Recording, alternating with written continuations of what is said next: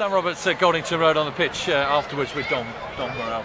Don, how do you put that into, because that must be pretty difficult to digest after everything that you've wanted to get out of a game. That must be pretty tricky. Yeah, obviously, you know, I think again we're not lacking in effort. I think we're lacking composure at points, and you know there are penalties given away at key times. You know, no one's innocent, I'm sure. You know, and I think that's just where, you know, those fine lines are. We're a good side. We play a good brand of rugby, and just momentary lapses, I think, with a little bit of discipline, and you know, that leads to a point loss. Let's talk about positives, because there were quite a few, made a few good tries, scored, you know, when we were given the opportunity to, and that's the sort of thing we've got to cling to in the next week or so. I think so. You know, there's no need to panic on what we do. When we played some brilliant rugby, and like I say, that if we were lacking in effort, I think there'd be concern.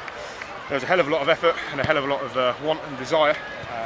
It's just tidying up those little bits, and actually just being a little bit more disciplined in what we do.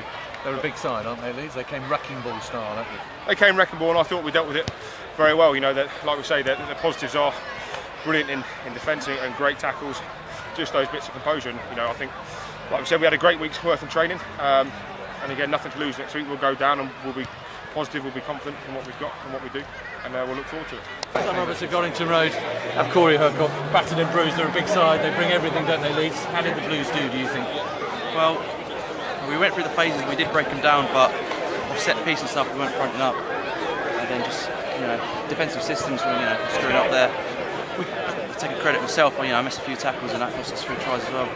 We kind of stuttered and started, and it's that sort of momentum that you need in a game of rugby, that sort of phase, and it wasn't quite coming, but there were some really good bits out there. There was, yeah, we said it at half time. Once we got to third phase, they were weak in D, so we tried to just get over the game line and, you know, get to the third phase and we can break it down then. It's a good opportunist try for you, always nice to cross the whitewash at Goldington Road. Oh, it is, yeah, you just break it, yeah, get the first one in quickly. Good, and what about Bristol next week? I mean, these games come thick and fast, don't they?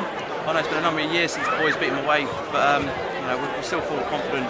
Go back to the drawing boards again and work on the individual areas again.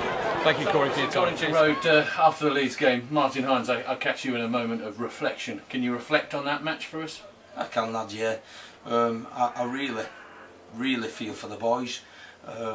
We asked for a performance, we asked for a bit of passion, asked to go to and you know, positively play today, and they did. Unfortunately, there was some errors made and some decisions made by the referee that obviously the lads had no control over. For example, with the scrum, and Leeds took full advantage of it. Leeds played well, but you know, 2 visits to our half in the first 30 minutes of the game, coming away with points.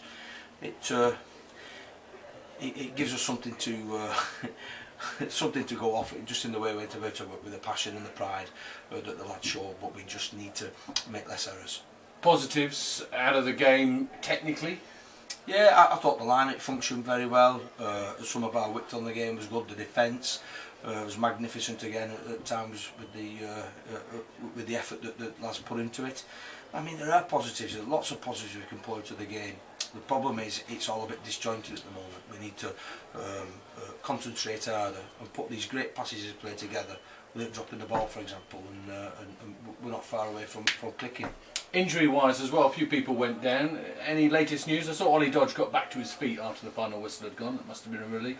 Yeah, a couple of lads have took some knocks. It's a game of rugby, Sam. You know, it's tough out there. And the lads, you know, they throw themselves into it. You will pick up injuries. We'll find out during the week, I think, a bit more about it. But obviously, you just got to dust yourselves down and get back out there. Games don't come much tougher than Bristol away. I suppose it's the ideal opportunity to get our first W on the board. Of course, it is. Best preparation for a big game. It's a big game. We've had one today.